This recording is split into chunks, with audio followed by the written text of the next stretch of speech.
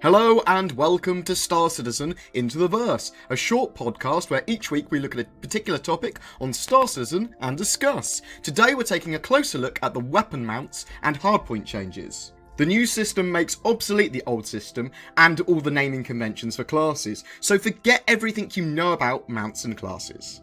The new system looks at three things when working out if you can fit any given item, weapon or turret onto any given item port or hardpoint.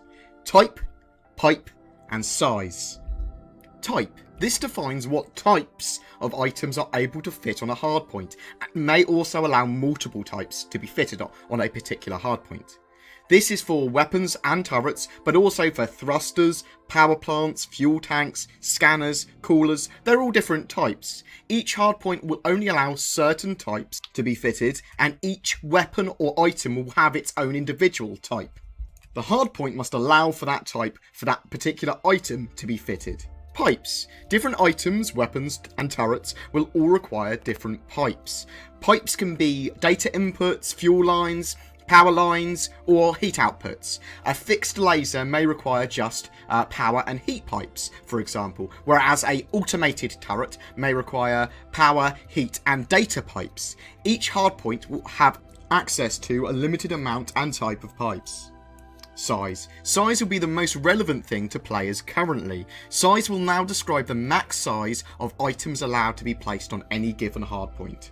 Each item will also have its own size. Size will also now almost directly relate to the actual size of something, whereas a size 1 weapon, for example, will be 1 meter long, whereas a size 10 weapon would be 40 meters. In the new system, fixed weapons can be placed directly onto a hardpoint, without the need for any class 1 mount fixtures or anything like that that were previously needed. To mount a gimbal or multiple weapons, you do require some form of fixture to be plugged into the hardpoint. In the system, turrets, also known as gimbals, can host multiple items, assuming they are of the correct type, size, and have the correct pipes. But the trade-off for gimbaling, turreting, and hosting these items takes 1 point of size. Instead of having classes, for example a size 1 class 4, which would have been an unmanned turret, in this case the nose mount on the Super Hornet, mounts will now be defined by size. So the Super Hornet's nose mount is now defined as a size 3 hardpoint. The nose gimbal turret attachment is a size 3 item. It is then able to mount 2 size 1 guns there. The turret takes up 1 point of size, and the 2 size 1 guns take up the remaining 2 points of size. You could instead have a fixed size 3 gun instead of that turret attachment on the Super Hornet nose. When looking at the size of a hardpoint, you can basically mount a single fixed item up to the maximum size of the mount, or host multiple items on a turret or gimbal. Hosting multiple items or attaching a gimbal or turret takes up 1 point of size though. So, as in our previous example on the Super Hornet's nose turret, the turret takes a size 3 mount, leaving 2 points of size for weapons. You could have 2 size 1s or 1 size 2, or you could take off the gimbal entirely and go for a size 3 fixed gun instead. Also, manned turrets and unmanned AI turrets will be defined in a similar way. A manned turret will take 2 points of size before fitting weapons rather than 1.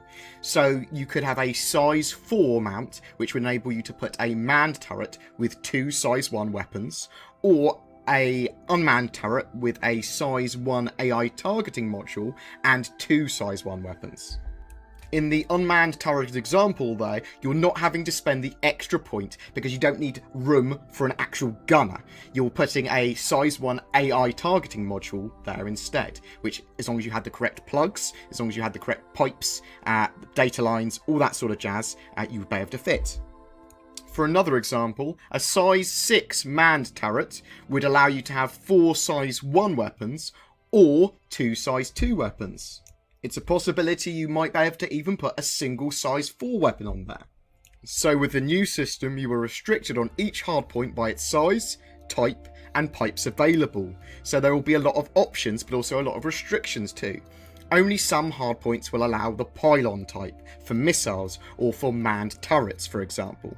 There is only going to be certain pipes going to each hardpoint, and each hardpoint is only going to be able to accommodate a maximum particular size.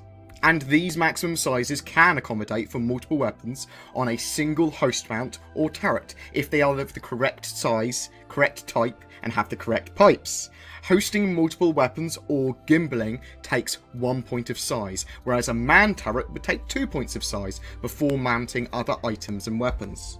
This new way of sorting out mounts, classes and hardpoints will mean that all of the ships with old class 4+ turrets will be totally redefined. There's going to be no more class 5s, class 6, class 4 turrets. The Constellation manned turrets will likely to be rated to a size 8, accommodating 2 size 3 guns, for example. So anyone with those turrets or larger ships with lots of turrets, don't panic, that everything's going to be totally redefined and rebalanced, so don't worry about that. This system also allows for gimbals, turrets and fixed weapons to be a lot more balanced. If you want better fire arcs and better weapon response, then interactive mode, which is the default for mouse and keyboard, where the gimbals are moved by the mouse, will work really well for you, but you do lose the power of having a larger gun. Whereas if you fly in relative mode, which is the default on the joystick, then you don't require gimbals, and you can have a lot more punch in your guns by having larger guns, but you do lose the easier aiming of the gimbals. I myself fly with mouse and keyboard in relative mode most of the time. I like the fixed guns, they're bigger, more punch, more power. Anyway, thank you very much for listening, guys. I hope that was informative. I hope I didn't confuse you any more. I will link the original weapon mount design article that CI did the other day, as well as the Chris Roberts added explanation from the forums in the description below. Please don't forget to like and subscribe, guys. It really does help me, and I will see you in the verse.